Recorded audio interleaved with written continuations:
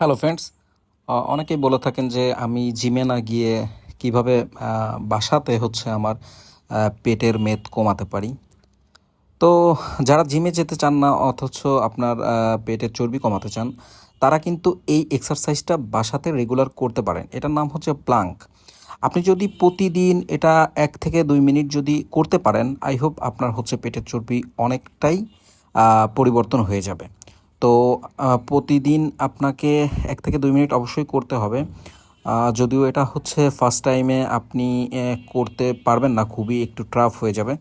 তো I hope আপনি যদি 10 সেকেন্ড বা 20 সেকেন্ড করে করে যদি আপনি ট্রাই করেন, আই হোপ এটা আপনি ডে বাই ডে এটা ইনক্রিজ করতে পারবেন। তো কাজেই আপনি এটা শুরু করে দিন। আর এটার পাশাপাশি আরও কিছু পেটের চর্বি কমানোর জন্য এক্সারসাইজ আছে, যেগুলো জিমে না গিয়েও বাসাতেই করে আপনি নিজের একটা ফ্যাটলেস করতে পারবেন।